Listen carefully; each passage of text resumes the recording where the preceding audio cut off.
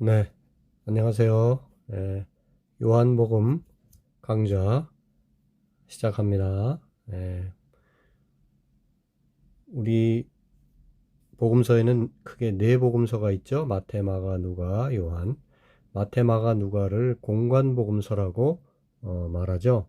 같은 관점에서 쓰여진 복음서다.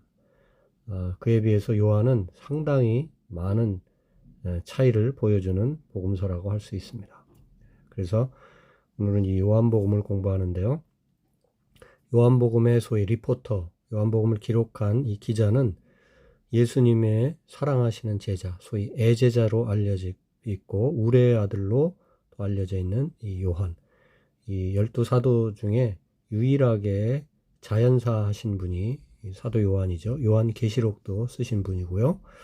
그래서 강제로 일종의 복음을 전하다가 순교를 당한 다른 11명의 사도들과는 달리 오래오래 살면서, 그래서 다른 마태, 마가, 누가 복음서보다는 몇십 년의 시간 격차를 보여주고 있는 기록 연도 말이죠. 그래서 그런 복음서가 요한복음서입니다. 그래서 저작 시기가 1세기 말경쯤으로 볼 수 있고, 또 대상도 어떤 특정한 대상보다는 모든 사람들에게 예수님을 소개하는 그런 복음서입니다. 저작 목적을 요한은 20장 31절에서 분명히 밝히고 있는데요. 이것을 기록하는 이유가 뭐냐? 바로 이 독자들, 여러분들로 하여금 예수께서 하나님의 아들 그리스도이심을 믿게 하려 합니다. 예수님은 바로 하나님의 아들이시다. 우리가 히브리인들 입장에서 이스라엘 백성들에게 있어서는 그토록 기다려왔던 구세주, 소위 메시아, 그리스도가 바로 하나님, 예수님이시다. 이것을 믿게 하려고 예수님을 계속 하나님의 아들로서 소개하고자 하는 것이 내가 이 요한복음서를 기록하는 이유다. 그래서 여러분들이, 독자들이 이 사실을 믿고 그 예수 이름을 힘입어서 생명을, 영원한 생명을 얻게 하려는 그런 의도가 내게 있다 하는 것을 분명히 밝히고 있죠. 그러니까 요한복음을 제대로 읽으려면 바로 이렇게, 예수님이 하나님의 아들이시구나, 그분을 내가 믿어야지, 그리고 그 믿음 안에서 나는 영생을 누리는 거야, 이와 같은 것들이 자연스럽게 받아들여지고, 또 그런 관점에서 요한복음을 읽을 때 요한복음은 훨씬 더 빛이 나는 복음서가 되죠. 자, 요한복음서에는 예수님의 족보, 또 탄생 이야기, 또 시험 받으신 이야기, 또 산 위에서 막 하얗게 광채가 나고 변화되셨다는 이야기나, 제자들을 임명하는 이야기나, 간절히 기도하시는 그런 모습이나, 또 비유를 드시는 모습, 승천하시는 모습, 마지막 대사명을 제자들에게 주시는 이런 모습들이 기록이 안 되고 있어요. 되게 특별하죠, 그죠? 다른 복음서에 거의 다 기록되고 있는 내용들이 기록이 없습니다. 대신에 요한복음에는 예수님이 이미 태초부터 계셨다. 태초에 말씀이 계셨는데, 그 소위 로고스가 계셨는데, 바로 그분이 하나님과 같으신 분이시고, 바로 그 로고스가 진리이신 말씀이신 그분이 어두운 세상에 참 빛으로 오셨다. 바로 그분이 예수님이시다. 이런 식으로 소위 예수님이 벌써부터 계셨다는 것을 소개하는 식으로 요한복음은 시작하고 있죠. 아주 특별한 복음서의 시작이라고 할 수 있어요. 그리고 최초의 이적, 소위 물로 포도주를 만드신 그 기적 사건도 기적을 잘 소개해주고 있을 뿐만 아니라 그 말미에는 이것이 예수님이 보여주신 첫 번째 이적이다, 표적이다, 이렇게 표현해주고 있죠. 그래서 이제 뒤에 보겠습니다만은 요한복음에는 예수님이 많은 기적을 행하셨음에도 불구하고 딱 7개의 그 이적을 소개해주고 있어요. 그리고 그 중에 첫 번째가 바로 물로 포도주를, 가나의 혼인잔치집에서 포도주가 다 떨어져 갈 만한 상황에 그 물을 포도주로 만들어 바꾸어 주시는 그런 놀라운 기적을 예수님이 행하시는데, 그것이 첫 번째 기적이다, 이런 식으로 표현해 주고 있습니다. 그 다음에 이제 다른 복음서들이 예수님이 이제 성전에 들어가셔서 거기서 소위 재물들을 팔고 환전상들 비싸게 이렇게 돈을 바꿔준, 성전에서 쓰는 돈과 그 다음에 일반적으로 쓰는 돈이 좀 달랐거든요. 그래서 그런 것들을 환전하는 그런 상들이 있었는데, 그들이 아주 고리로 환전을 하고, 그 다음에 재물도 멀쩡한 것들을 다 이렇게 퇴짜를 놔서 다시 또 뭐 비둘기나 양이나 이런 거를 다시 그 안에서 사야만 하는, 걸 아주 비싼 돈을 주고 사야만 하는 이제 그런 악한 모습들. 그래서 그것을 예수님이 바로 다른 마태, 마가, 누가는 십자가를 지시기 바로 일보 직전에 그렇게 성전에 들어가셔서 다 뒤집어 엎으셨다, 이제 그렇게 기록되어 있는데, 요한만큼은 초기에 예수님이 이렇게 성전 정화를 하셨다, 그렇게 기록을 하고 있습니다. 그래서 학자들 간에는 뭐 예수님이 초기에도 하셨고 후기에도 하셨다, 뭐 이렇게 또 이렇게 종합해서 주장하기도 하죠. 여하간 요한은 초기에 성전 정화를 하신 예수님의 모습을 그려내고 있습니다. 그리고 대부분 마태, 마가, 누가가 예수님이 마지막 한 주간 동안에 그 십자가에 달리실 그 무렵 돼서 의도적으로 예루살렘에 올라가신 그 경우 말고는 대부분 갈릴리 지역과 그 주변 지역, 이렇게 그곳에서 주로 사역을 하신 것으로 기록을 하고 있는데, 요한만큼은 예수님이 유대 땅으로도 가시고 또 유대인들이 꺼려하는 사마리아 지역으로도 가시고, 그래서 그 가나안 전 지역을 이리저리 왔다 갔다 하시면서 복음을 전하신 그런 모습을 이렇게 요한은 보여주고 있습니다. 그래서 요한이 요한복음에 사실 기록되지 않은 그런 내용들을 뭐 하나하나 우리가 뭐가 기록되지 않았다 이렇게 외울 필요는 없고요. 이런 관점에서 생각하시면 됩니다. 요한은 예수님이야말로 하나님의 아들이시다. 그래서 하나님과 같으신 그런 어떤 신적인 존재, 이런 것을 이제 강조하다 보니까 당연히 인간 뭐 누구에게서 태어나고 그의 할아버지는 누구고 그거 중요하지 않죠, 그죠?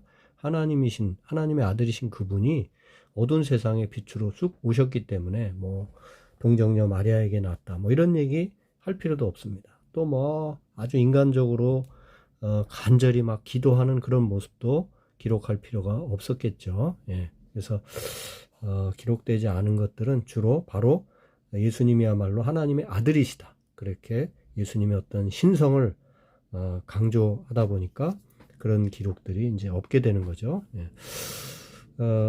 바로 그런 것들이 또 드러나게 되는 게, 이제 예수님은 나의 아버지라고.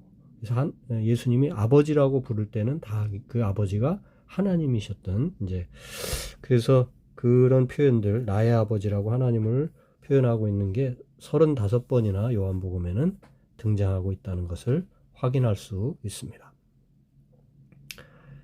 예, 공관복음과 요한복음의 차이를 이렇게 대략적으로 좀 보자면, 공관복음이 아까 말씀드린 것처럼 예수님의 주요 사역 장소가 갈릴리에 주로 국한돼 있었다면, 요한복음에는 뿐만 아니라 유대와 예루살렘, 이렇게 더 광범위한 지역으로 광폭 행보를 하시는 예수님의 모습을 볼 수가 있고요.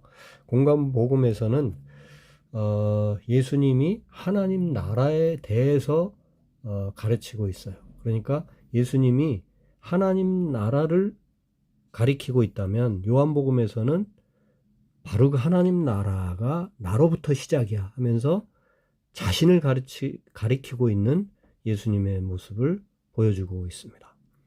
그 다음에 공관복음에서는 주로 예수님이 이리 가시고 저리 가시고 이렇게 소위 기적을 행하시고 말씀하시고 사람들 만나서 대화 나누시고 이렇게 소위 행동하시는, 그래서 논쟁하고 속담을 들려주시고 비유를 이야기해 주시고 또 이런저런 사람들과 여러 일상 대화들을 나누는 그런 과정들을 하나하나 잘 기록하고 있는 모습이 공관복음에 드러난다면, 요한복음에는 깊이 아버지 하나님과 어떤 영적 교제를 이렇게 하고 계시는 예수님의 모습을 보여주는 그런 대목이 많습니다. 그 다음에 이제 공간복음에서는 예수님과의 적대자들이 주로 바리새인들이 적대자들로 등장한다면, 요한복음은 유대인 전체가 예수님의 적대자들로 그렇게 그려지고 있고요. 그 다음에 예수님을 적대적으로 대하는 이유는 공간복음에서는 모세 율법에 대한 자유로운 예수님의 어떤 태도, 이런 것이 주 이유였다면, 요한복음에서의 예수님을 적대시하는 그들의 이유는 예수님이 자신에 대해서 주장하는 소위 내가 하나님이야, 내가 하나님의 아들이야 하는 이런 내용이 말도 안 되는 진짜 신성 모독에 대한 그런 내용이라는 거죠. 그래서 유대인들이라면 누구나 거의 대부분 예수님을 적대시하는 이제 그런 식으로 요한복음은 이렇게 기록하고 있습니다. 그 다음에 예수님의 이적이 불쌍한 자들에 대한 어떤 인간적인 연민, 뭐 이런 것들에서 비롯된 것처럼 많이 기록되어 있지만, 요한복음에는 그런 것보다는 하나님의 아들이신 예수님을 드러내기 위한 표적으로서 그렇게 이적들이 소개되고 있습니다. 차이가 분명히 있죠. 자, 요한복음의 특징을 다시 한번 요약해 보면, 소위 말해서 요한복음은 독수리 복음이죠. 사사소독, 사자복음, 사람복음, 소복음, 그 다음에 요한복음은 바로 독수리 복음. 그래서 이 독수리가 하늘을 날듯이 모든 것을 이렇게 광범위하게 또 멀찍이 이렇게 내다보면서 기록된, 그래서 다른 복음서에 비해서 상당히 이렇게 글로벌한 복음서라는 것을 알 수 있고, 간단히 말하면 바로 하나님이신 예수님을 소개하기에 이 독수리 복음서라고 표현하는 것이 아주 걸맞겠죠. 그래서 예수는 바로 다름 아닌 하나님이시다. 태초부터 하나님과 함께 계셨던 그분이다.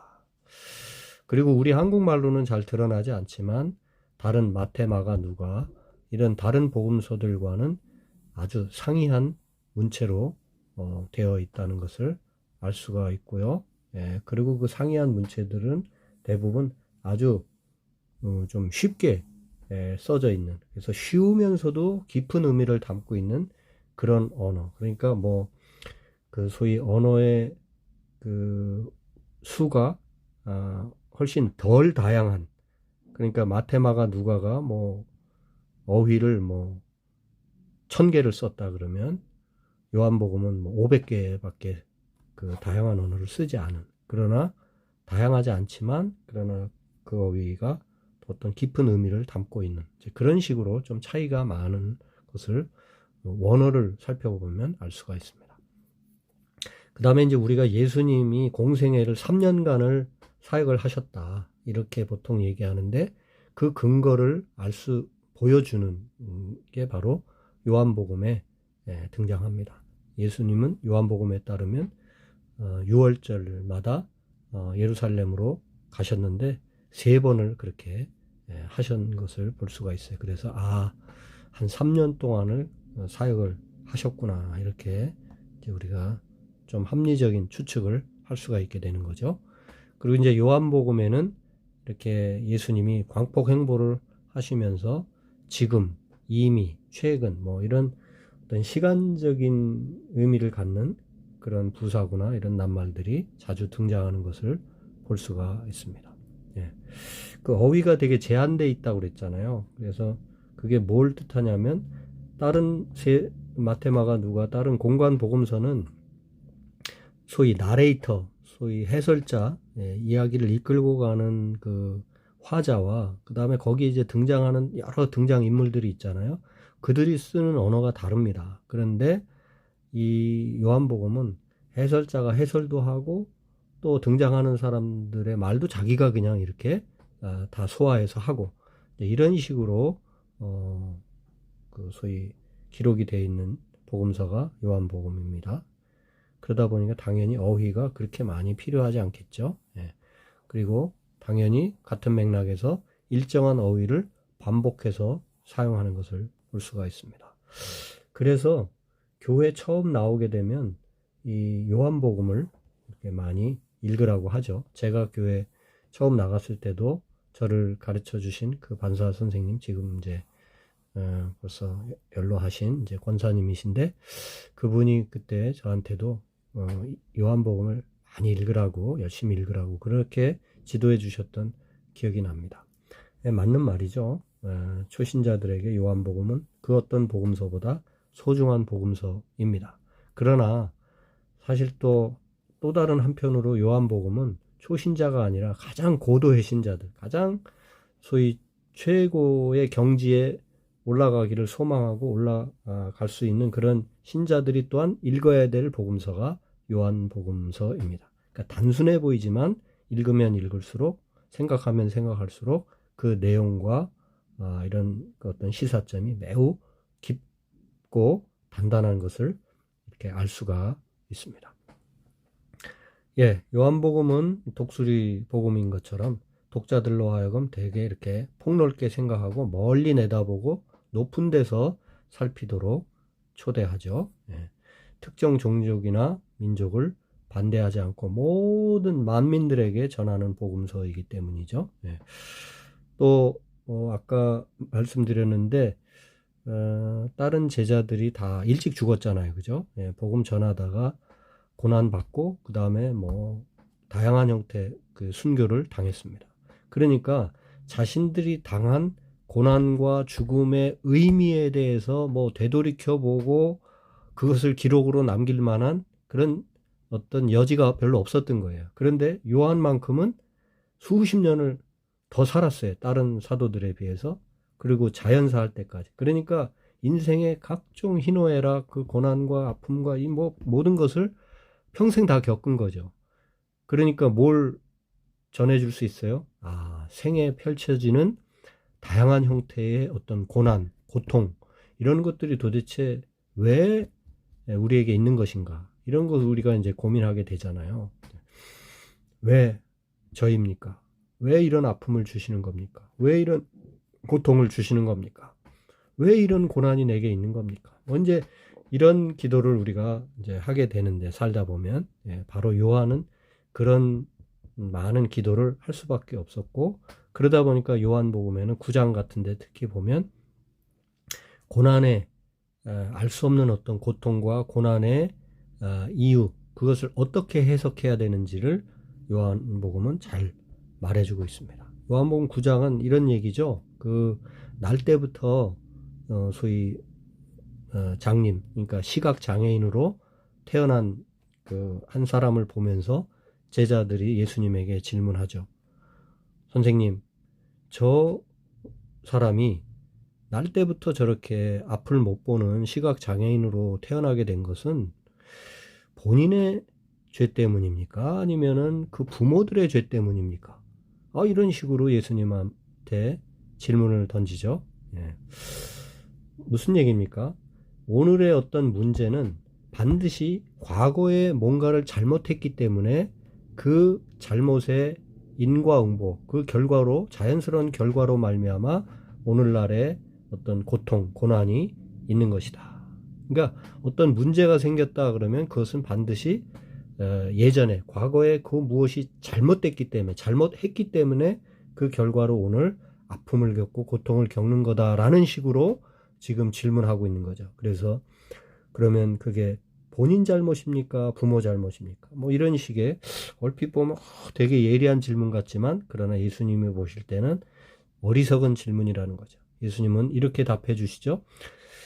그가 장차 하나님이 그를 통해서 뭘 하시려고 하는지를 보여주는 게 지금 저가 겪고 있는 고통, 고난이다. 이런 식으로.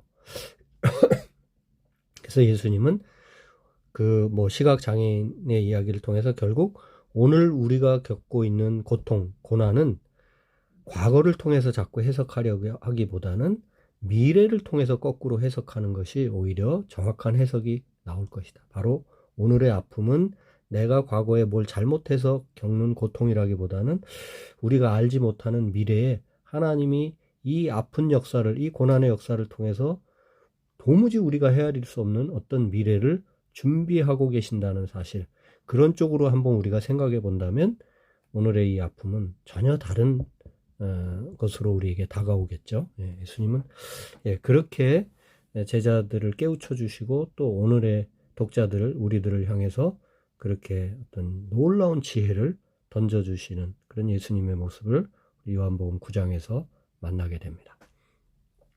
그리고 예수님은 요한에 의하면 적어도 가장 하나님의 아들이신 분으로서의 그 존재를 강조하고 있기 때문에 예수님의 그 십자가를 지시는 그런 모습도 되게 이렇게 당당한, 이렇게 아주 패시브한 게 아니라 액티브하게 그 십자가를 향해서 나아가시고 몸소 십자가를 기꺼이 지시는 그런 모습이 다른 복음서보다 훨씬 더 강조되고 있는 것을 볼 수가 있고요.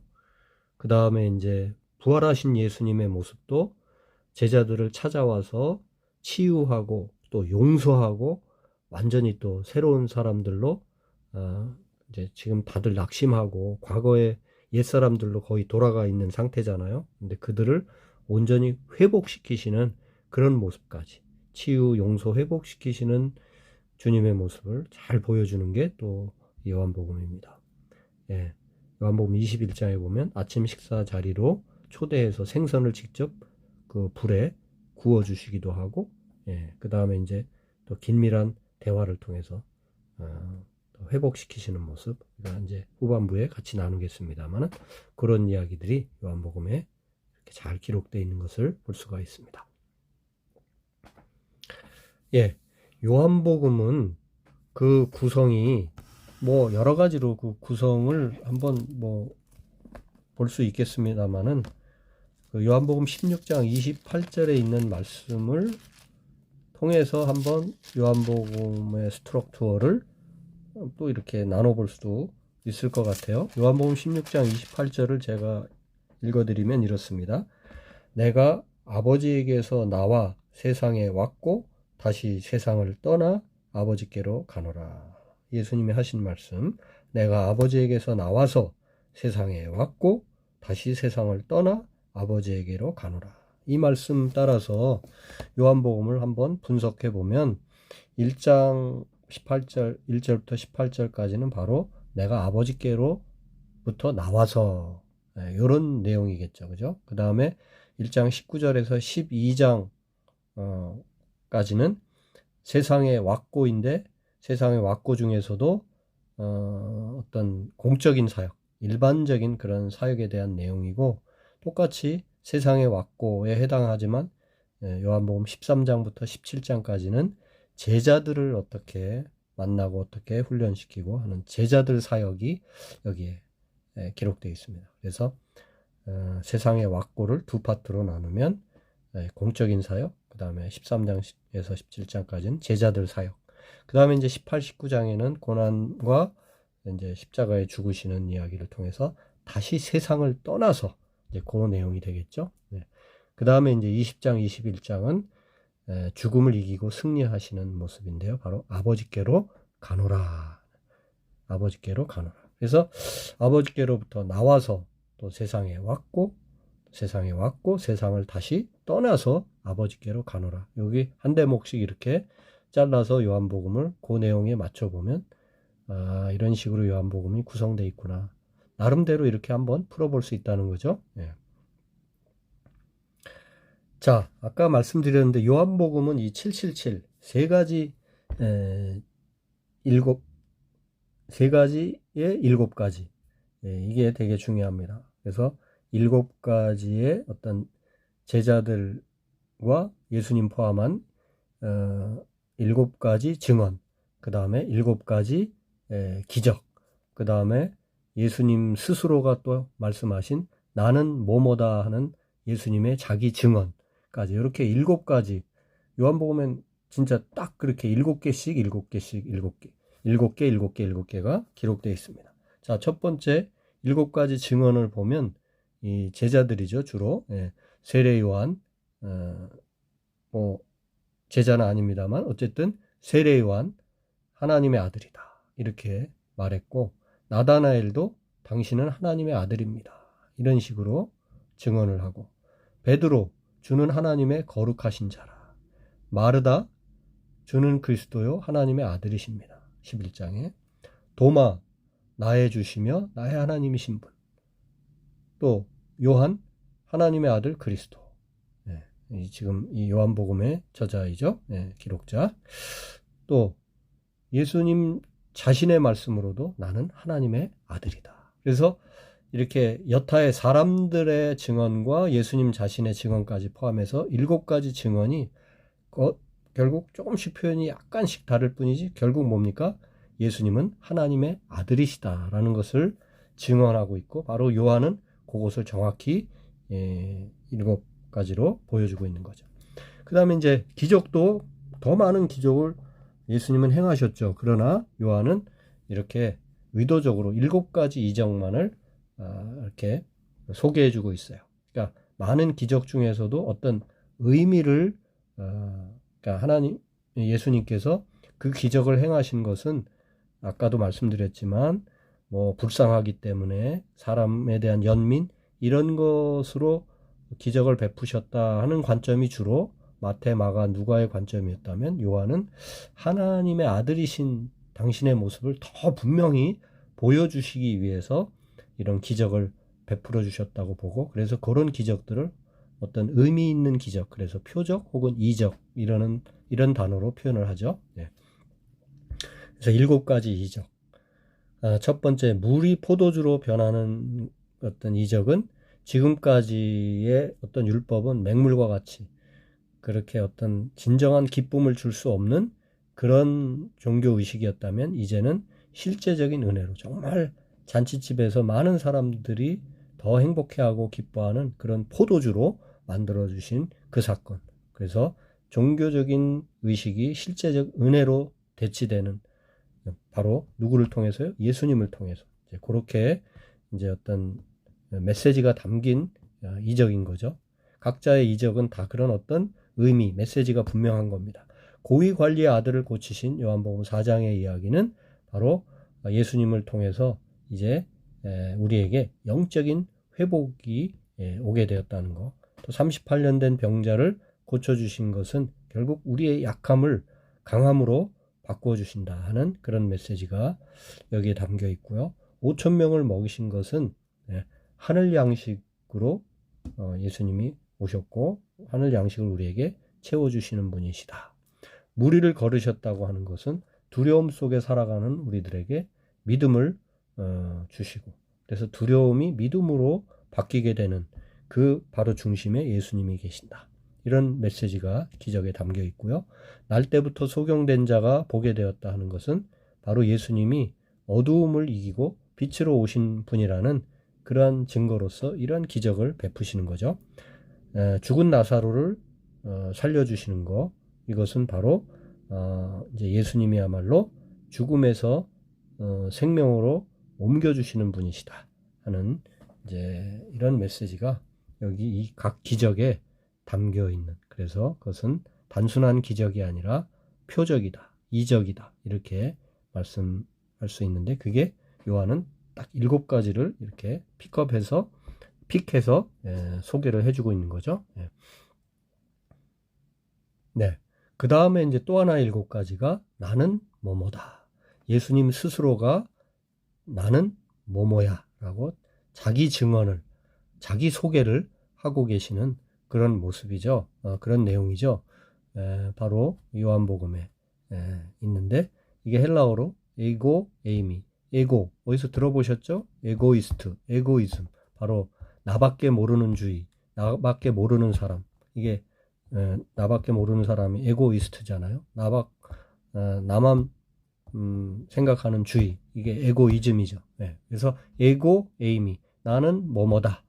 나는 이런 프레임의 어떤 센텐스 문장 구조 안에서 예수님이 거듭해서 자신을 나는 뭐다라고 소개하는 그런 내용이 6장, 8장, 10장, 11장, 14장, 15장 계속 소개되고 있죠.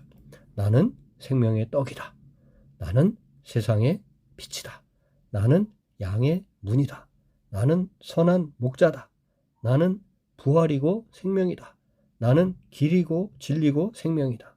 나는 참 포도나무다. 이런 식으로 예수님은 인간이라면 누구든지 예수님을 통과해서 예수님께로 나아가야만 생명을 얻을 수 있고 예수님께로 가야만 참 빛을 만날 수 있고 예수님에게로 가야만 그 양들이 진정한 그 물과 또 뭐죠? 그 좋은 곳으로 갈 수 있는 것처럼, 그죠?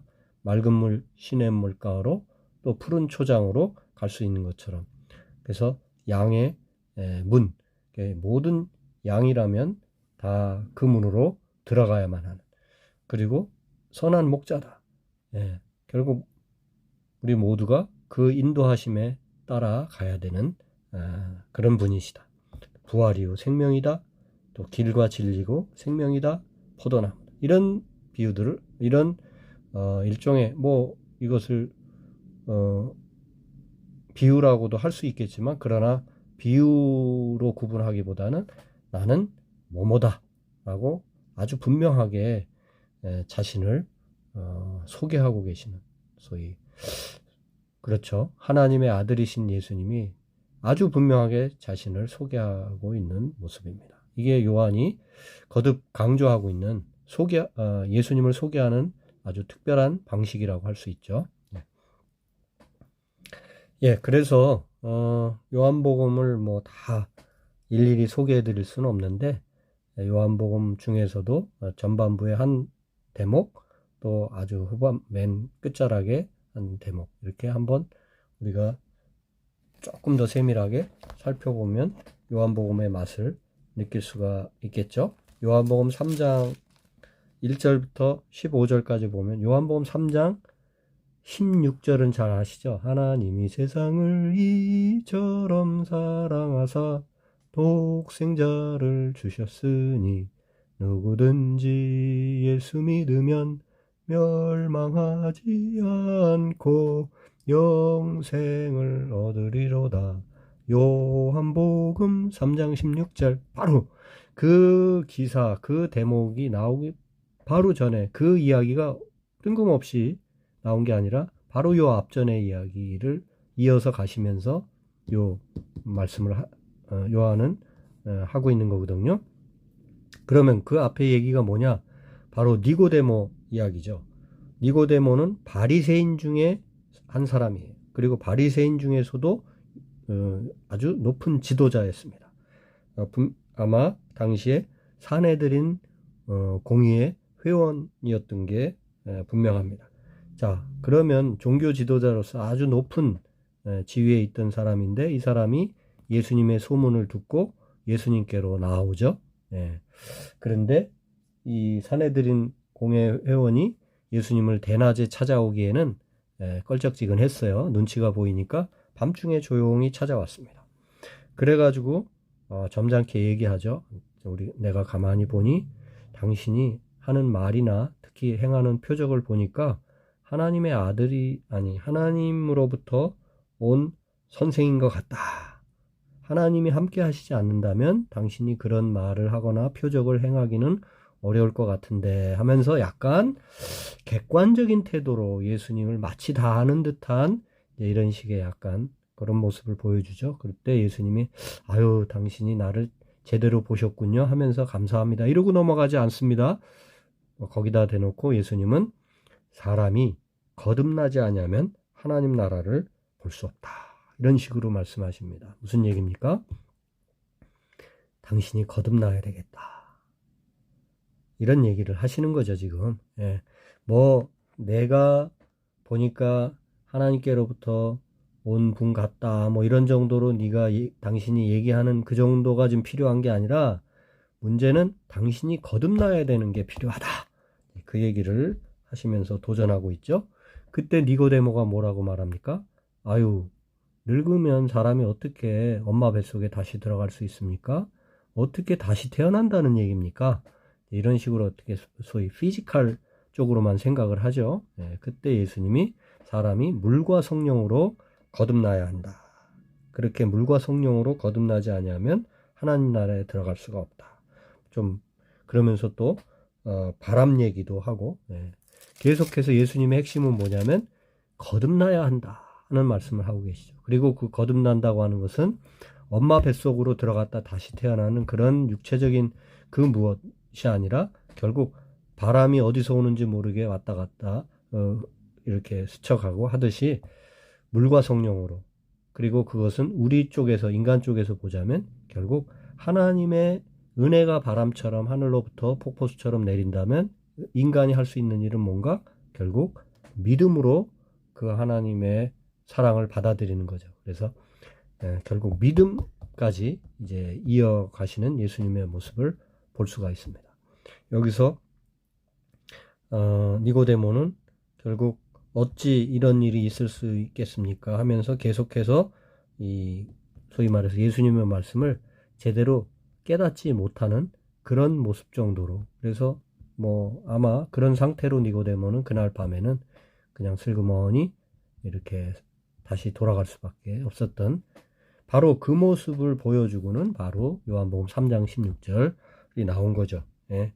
하나님이 바로 세상을 너무너무 사랑하셔서 독생자를 주셨다. 믿는 자마다, 그 이름을 믿는 자마다 멸망하지 않고 영생을 얻게 하려 하십니다. 그래서 그 20장에 요한이 이 복음서를 내가 이렇게 정성껏 기록하는 이유는 뭐다? 바로 예수가 그리스도 하나님의 아들이신 것을 믿고 그 이름을 힘입어서 영생을 얻게 하려 하는 것이다. 바로 그것이 이 요한복음 3장 16절에 분명히 기록되고 있죠. 바로 이 이야기에 그 앞서서 등장한 이야기가 바로 니고데모 이야기죠. 그래서 구원의 문은 바로 예수 그리스도시다. 그분 이름 앞에 우리가 완전히 새롭게 다시 태어나야 된다. 그 이름을 믿음으로 받아들이면 완전히 다시 거듭나게 되는 것이다. 이런 얘기를 하고 있는 거죠. 그래서 어느 인생도 거듭나지 아니하면 하나님 나라를 볼 수가 없다. 하나님 나라로 들어갈 수 없다. 이런 말씀을 주고 있고요. 그 다음에 이제 후반부에 가면 부활하신 예수님과 제자들의 만남, 해변가에서의 만남 이야기인데요. 내 양을 먹이라 하는 말씀을 주시죠.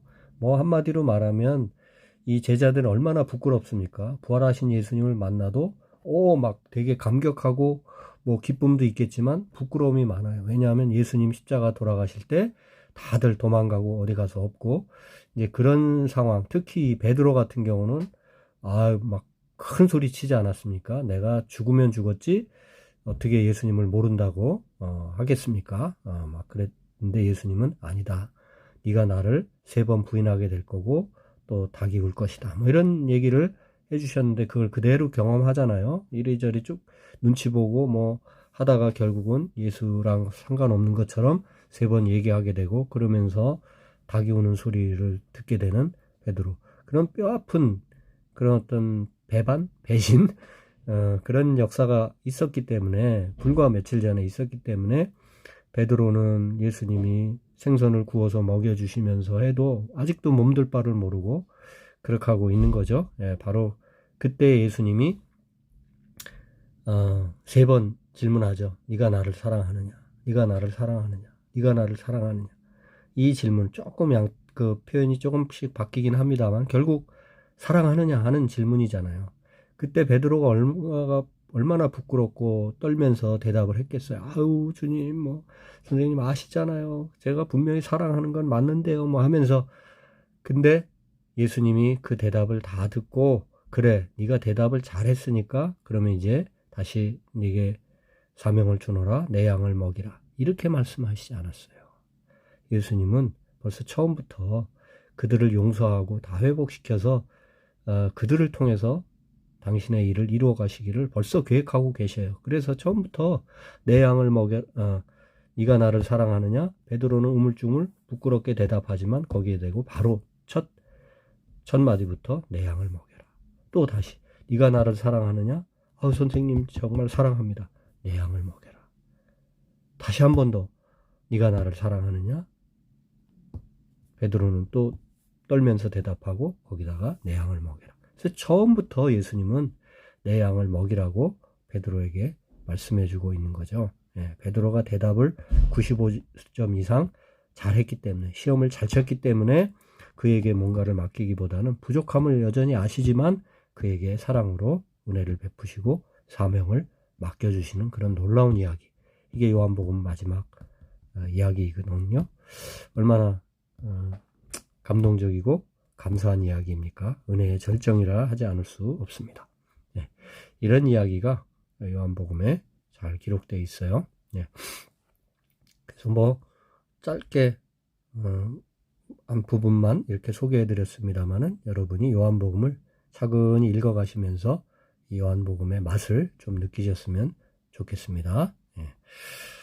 예, 마지막 커트인데요. 이 본문 대조를 한번, 자, 요한복음은 특별히 다른 복음서와 많이 다르다고 했잖아요. 예, 그래서 위에 첫 번째 귀신 들린 사람을 고치신 이야기, 소위 병행구라고 하는데 같은 사건을 기록하고 있는 거죠. 근데 조금씩 기록이 달라요. 그래서 일단 공관복음서 마태, 마가, 누가가 이 귀신 들린 사람을 고치신 예수님께서 고쳐주신 이야기를 어떻게 조금씩 다르게 기록하고 있는지 그거 한번 비교해 보시고요. 그 다음에 이제 5,000명을 먹이신 사건은 소위 요한복음까지 포함해서 4복음서가 모두 동일하게 이 사건을 기록하고 있거든요. 그래서 이것도 한번 여러분 스스로 마태, 마가, 누가 또 요한 어떻게 이 5,000명 먹이신 사건이 다르게 기록되고 있는가.